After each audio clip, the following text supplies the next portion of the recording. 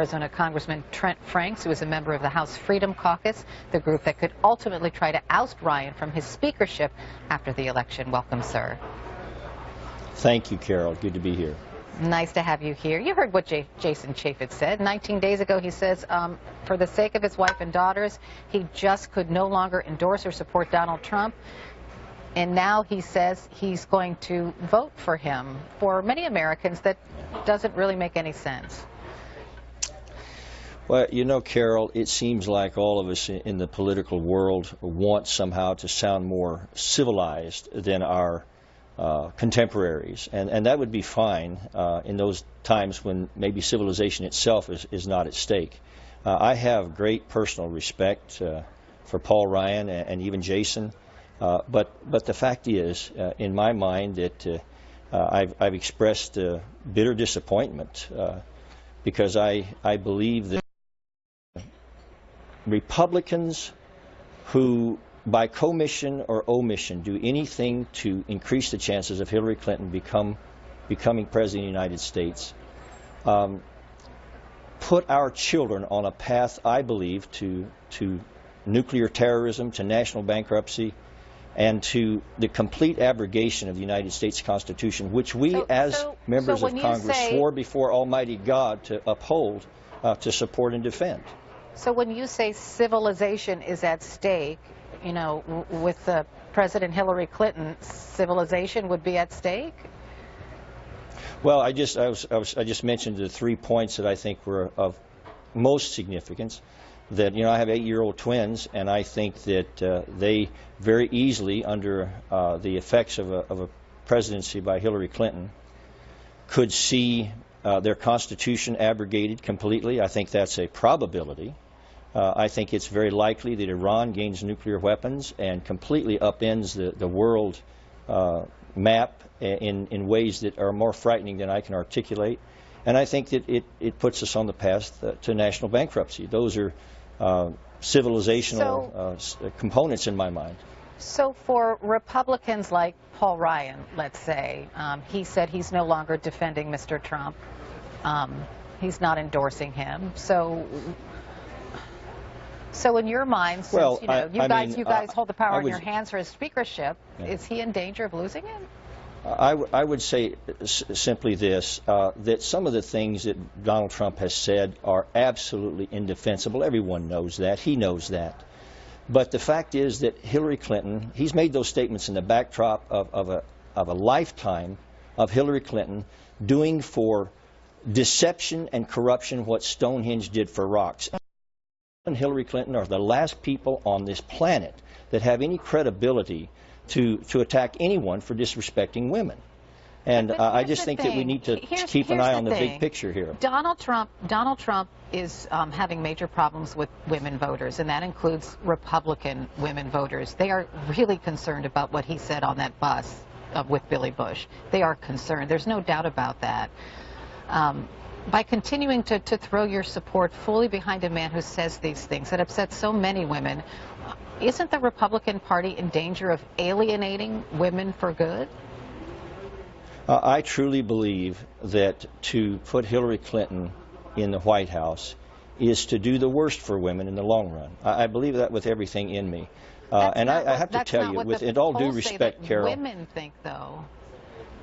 Well, I think that, you know, we've always had a gender gap, as they say. And yes, it's more decided in the case of Donald Trump. And I understand that. But the fact remains that if we're really trying to do the best for our children, we have to keep in mind that putting Hillary Clinton in the White House, I think, should make every American sleep with the lights on. And I have to say this, too. Because I really want to understand. So going back to the gender gap, you said the Republican Party has always had a gender gap. Why, in your mind, Ronald Reagan had a gender gap, but he swept 49 states. But why is that so? I think it's because, unfortunately, Democrats have successfully sold themselves as pro-children. Hillary Clinton has certainly done that, and yet this person supports allowing children to be killed moments before they're born. And if that doesn't give us all pause, then I don't know what does. And, you know, I have to say, you know, the questioning here is pretty clear. I mean, CNN and a lot of the other media should probably be legally required to list the cost of covering this race as a campaign contribution in kind to Hillary Clinton. It's astonishing how we talk about... We were criticized for over-covering Donald Trump in the primaries. So well, I think that was deliberate.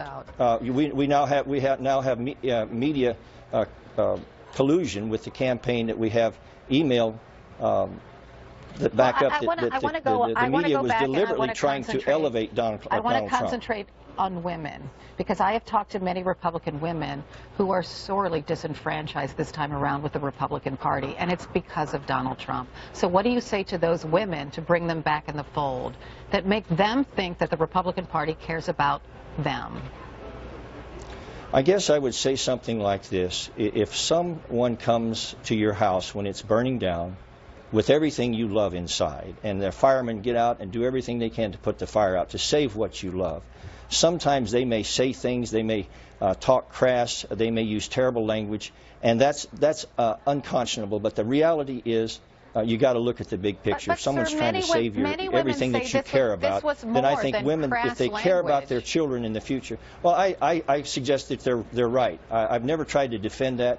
Donald Trump has not tried to defend it, and I don't try to defend it here and now. If you're saying it's right, that it's more than just crass talk, and Donald Trump was really talking about sexual assault, what can you say to women to say, you know what, I can excuse that talk because of this? Like, what in your mind I just tried to say that? I just tried to say that because I believe that it sets their children on a better and a more hopeful path to the future. I believe it gives their children a better I absolutely believe that their little girls and their little boys will be far better off in a world that still has the American Constitution intact, that still has the American government solvent, and that doesn't have a nuclear Iran roaming around the world doing everything they can to destabilize the cause of freedom.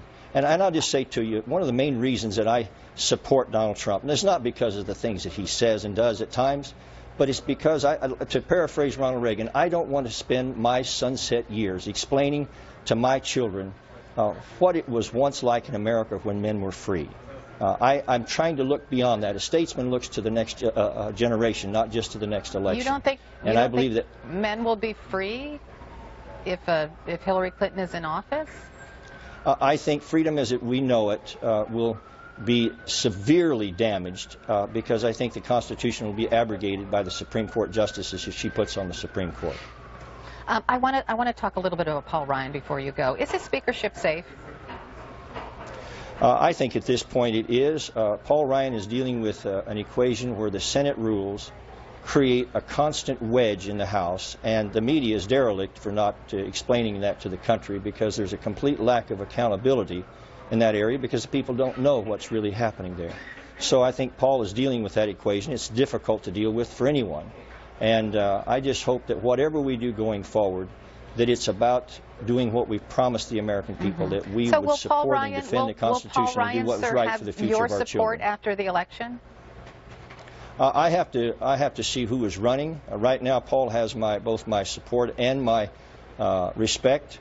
I don't know what the equation will look like, but I would just say what Mike Pence has said to everyone. So much is at stake here. Everything that we believe as Republicans is profoundly affected by this election, and it's time to come home while there still is one. All right. Congressman Trent Franks, thanks so much.